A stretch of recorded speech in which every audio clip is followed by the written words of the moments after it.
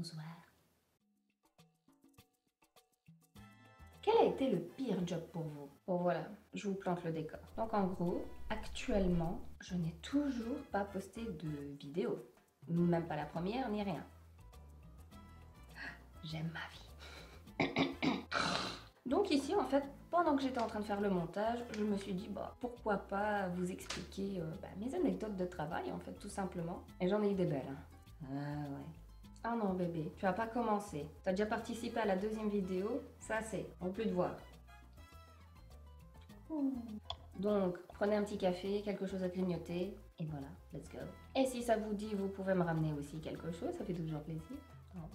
La crevarde! Ah, j'en peux plus, toujours à quémander cette meuf. En tout cas, j'espère que je vais sortir cette vidéo, au moins pour 2022. Ah, je galère. Qu'est-ce qu'il dirait l'autre partie de tout? R. Non, écoute.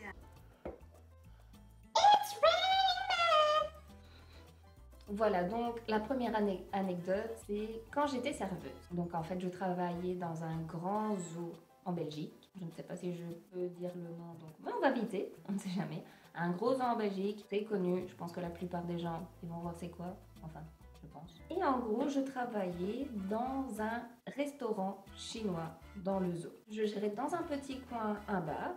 Donc j'avais mes fûts de bière, de vin, etc. Tout se passait bien, tranquille. Mais il y avait très très peu de passages.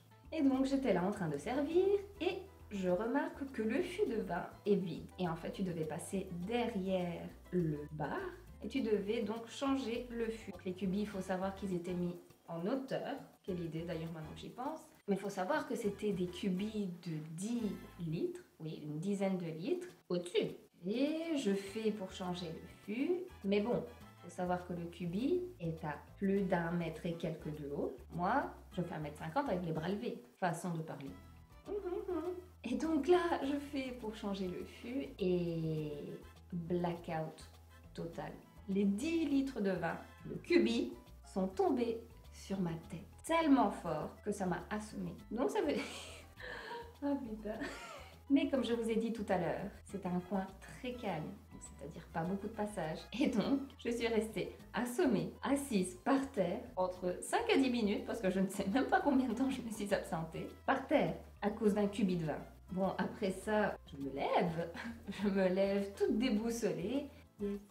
Mais le pire de tout ça, c'est que après le petit incident et ma responsable qui me gueule dessus comme un putois, j'ai repris le travail comme si de rien n'était. Et j'ai continué à nettoyer mes verres. Avec un truc comme ça. T'es conne en fait. Non mais bon, à ce moment-là, j'étais le genre d'intérimaire qui donnait corps et âme. Bec et griffes. Ça c'est dingue quand même, rester assommé derrière un bar sans que personne te remarque en fait. C'est triste. Vous êtes prêts pour cette aventure? Let's go! Damn boy! Elle était un peu mieux celle-là. Sorry. J'ai quand même nommé cette anecdote le comble de l'innocence. Mais c'est pire que ça les gars. En fait, c'était tout simplement avant que je trouve mon premier job. Donc j'étais en pleine recherche. Non, c'est grave les gars. Du coup, je disais, j'étais en pleine recherche de job. Et là, je tombe sur une annonce stipulant recherche vendeur-vendeuse, très motivé pour une grande entreprise jeune et dynamique, bla bla bla bla bla. Personnellement, actuellement, maintenant, quand tu tombes sur une annonce comme celle-ci, tu sais très bien que tu dois t'en éloigner. Oui. Sauf que moi, c'est mon premier job. Enfin, je suis à la recherche d'un premier job, donc je suis là en mode quel boulot de rêve. Donc j'appelle ma mère, toute contente. Je suis même pas engagée. J'appelle ma mère. Je dis maman, c'est bon, j'ai trouvé, on va déménager aux Bahamas. Donc, il est écrit 3 semaines d'intérim et après CDI. Voyez la couille arriver. Vous la voyez jusqu'ici comme moi. Est-ce que c'est français? Mais c'est pas fini les gars. Mais bon, ma mère, c'est la meilleure. C'est un amour, c'est un petit mélocotone. Donc du coup, moi, je lui fais pitié à ses yeux. Je lui fais carrément pitié. Et je la vois qu'elle me dit, mais non ma chérie, c'est pas vrai. Tu dis de la merde. Elle me l'a pas dit comme ça, mais bon, elle aurait pu. Elle me disait, non chérie, je pense que c'est pas ça, tu sais, il faudrait que tu te renseignes. Et moi, déterminée, ben oui, bien sûr, déterminée à vouloir trouver un job, je suis là, mais non, regarde, c'est écrit noir sur blanc. Conne. Le pire, c'est que je lui ai dit, mais si, t'inquiète maman, je vais gérer. Non, Nat. Non, tu ne vas rien gérer du tout. Passons à l'anecdote suivante. Cocher tout ça en rouge, on fait un grand V ou un X? Qu'est-ce qu'on fait? Bah, moi je dis un grand V, restons positifs.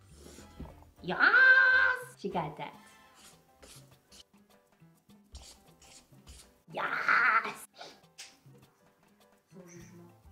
Ça tombe, il arrête. Alors, cette anecdote-ci, elle est un peu plus longue. En gros, à cette période-là, nous sommes en... Pour être sûr, disons entre 2016 et 2018. À ce moment-là, j'étais vendeuse dans un magasin de textiles pour hommes. Donc tout se passait bien, période de fête, et les gens, ils sont aussi agréables que le troupeau de Gnou dans le Roi Lion. Et malgré tout ce bordel, moi, ce jour-là, j'étais sur une table, en train de faire mes petits pulls en cachemire. Et là, pendant que j'étais en train de faire ça, je vois de loin mon manager au téléphone se décompose. Carrément, je vois qu'il avance vers l'entrée en devenant de plus en plus blanc, cadavérique. Et donc je le vois, je suis là en mode « Ça va patron? T'en vas bien? Un verre d'eau ?» Et finalement, je me suis daignée à me retourner et voir ce qui se passait derrière moi. J'aurais voulu ne pas travailler ce jour-là. Et là par contre, c'est ma gueule qui s'est décomposée. Et là, en me retournant, je vois un troupeau, une horde de gens. Est-ce que c'est français? Enfin soit. Je vois un troupeau courir vers une direction, en se bousculant, en criant partout, franchement, comme dans World War Z. Et pour ceux qui connaissent un petit peu mieux Bruxelles, j'étais située dans l'un des magasins de la rue Neuve et les gens y couraient direction la Monnaie. J'avais toute la rue piétonne qui courait dans un sens. Et pour ceux qui ne connaissent pas, c'est pas grave, voilà à quoi ça ressemblait. Comme ça. Moi je croyais que Bon Jovi était de l'autre côté en fait. Mais non, il n'était pas là. Et en plus en pleine période de fête. Magie. Non mais franchement, à ce moment-là, si une maman, elle avait fait tomber son gosse, tant pis. J'en suis sûre et certaine, ma main coupée, ça aurait fait chais. Bye Felicia. Non, oui, c'était à ce point-là. C'était creepy. Franchement, je m'en souviens encore, ça fait peur. Ah ben oui, attendez, c'est pas fini non plus. Parce que les clients qui étaient à l'intérieur de notre magasin ont commencé à voir les sauvages là. Les sauvages qui couraient. Oh, quel accent. Là, ils ont pété un câble au lieu de coopérer. Non, c'est trop gentil ça, non. Pourquoi coopérer? En fait, donc comme je disais à ce moment-là, ils ont pété un câble. Disons que 50% des personnes, ils ont, on va pas dire demandé, mais plutôt crié qu'on ferme la grille. Évidemment, c'est ce qu'on a fait. Ça mettait un peu de temps. L'autre 50%, on va dire, des clients qui étaient dans notre magasin, ils ont décidé de partir en courant. Mais ils nous ont aussi dépouillés. Ouais. En passant, ils ont pris des vêtements. C'était les fêtes, c'était la Hesse, voilà. On profite de l'occasion. Il n'y a rien qui les arrête, ces gens-là. Rien. Même en cas d'apocalypse, on prend les Gucci, les gars. Et je vous ai déjà montré mon double menton. Je pense que je vais l'appeler Mr. Potato. Du coup... Ah oui. Un autre truc, on va dire bien, mais tout aussi marrant ce jour-là, je vois un de mes collègues qui était à la caisse, qui saute le comptoir, mais vraiment comme dans les films avec une main, qui court vers l'entrée. Limite, il te fait un slide de la caisse jusqu'à l'entrée, comme ça, et il ferme tout. Jusque-là, pas de souci. Il a eu une très très bonne réaction. Il y avait une sortie sur le côté, donc il pouvait tout aussi bien se décaler de moins d'1 mètre, il était dehors de la caisse, pour courir vers l'entrée, il a préféré sauter. Je pense qu'il a attendu ce moment-là toute sa vie. Mais au moins, il a eu un bon réflexe. On abaisse la grille, mais on ne sait toujours pas pourquoi. Bah oui, on n'a pas eu le temps. Pendant que les gens y couraient dehors, on avait un vigile. Le vigile, il a essayé de les arrêter, mais pas moyen. Il le bousculait. Papa! Et il se barrait de l'autre côté. Enfin soit, c'était un esclandre. On a enfin fermé ces grillages pour être en sécurité, mais on ne sait pas de quoi. Et on ne sait pas où est le danger, et on ne sait pas c'est quoi le danger.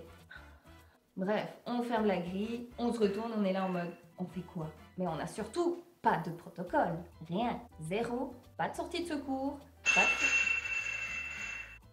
C'est mon lapin. J'arrive. sans aucune issue, enfin vraiment aucune issue, et surtout sans de protocole, parce qu'on savait toujours pas ce qui se passait. Et c'est à partir de ce moment-là que les clients ont commencé à poser les questions. J'étais là en mode, s'il vous plaît, les gars, restez tranquilles, on sait toujours pas, faut qu'on essaie de communiquer aux extérieurs, nanani, nanana. Quand t'es une vendeuse, faut dire ce qui est, les gens t'écoutent pas. Oui, nous, qu'on essayait de rassurer les gens, mais bon, va-t-on rassurer un troupeau de gnous en pleine crise, en pleine fête, à 18h30? Ouais. C'était un massacre. Bon bah voilà, j'ai bien avancé dans mon montage. En même temps, je vous ai un petit peu parlé de mes anecdotes. J'espère que ça vous a plu ou que je vous ai fait pitié. C'est pas grave, je m'adapte. Je vous donnerai la suite de l'histoire sur une prochaine vidéo. Si le contenu vous a plu, n'hésitez pas à cliquer sur le pouce bleu et pourquoi pas à vous abonner. Voilà, merci beaucoup. Bye bye.